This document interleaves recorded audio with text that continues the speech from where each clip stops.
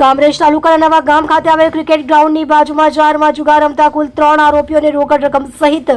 કુલ ₹55,700ના મુદ્દામાલ સાથે પકડી પાડતી સુરત ગ્રામ્ય જિલ્લા LCB parole furlough squad Shri R B. Patol police inspector LCB Surat ગ્રામ્ય તથા Shri M R. Shakoriya police inspector parole furlough squad તથા Shri L G. Rathod police inspector parole furlough સ્ક્વોડનાઓએ એલસીબી પેરોલ ફળો સ્ક્વોડના પોલીસ માણસોની અલગ અલગ ટીમો બનાવી જિલ્લામાં પ્રોહિબિશન જુગારના લિસ્ટેડ બુટલેગરોની પ્રવૃત્તિ ઉપર સખત વોચ રાખી અસરકારક કામગીરી કરવા જરૂરી સૂચના અને માર્ગદર્શન આપી ચોક્કસ દિશામાં વર્કઆઉટ કરેલ દરમિયાન આજરોજ એલસીબી શાખાના પોલીસ માણસો અલગ અલગ ટીમો બનાવી સુરત જિલ્લા વિસ્તારના કામરેજ પોલીસ સ્ટેશનમાં પ્રોહિબિશન જુગારની પ્રવૃત્તિ શોધી કાઢવા બાબતે પેટ્રોલિંગમાં હતા તે દરમિયાન એલસીબી પેરોલ ફળો શાખાના હેડ કોન્સ્ટેબલ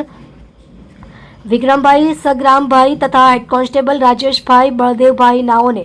સંયુક્ત રીતે ખાનગી બાતમીદાર થકી ચોક્કસ બાતમી હકીકત મળેલ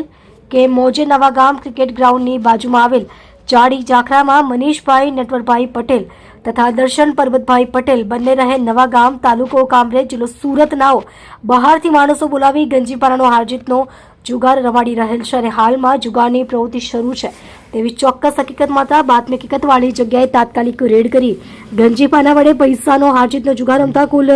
5 ઇસમો પૈકી 3 આરોપીઓને ઝડપી પાડેલ અને 2 ઇસમો સદર જગ્યાએથી નાસી ગયેલ જે પકડાયેલ ઇસમો પાસેથી રોકડા રૂપિયા તથા ગંજીપાના તથા અન્ય મુદ્દામાલ સહિત કુલ ₹55,700ના મુદ્દામાલ સાથે ઝડપી પાડી કાયદેસરની કાર્યવાહી કરેલ છે।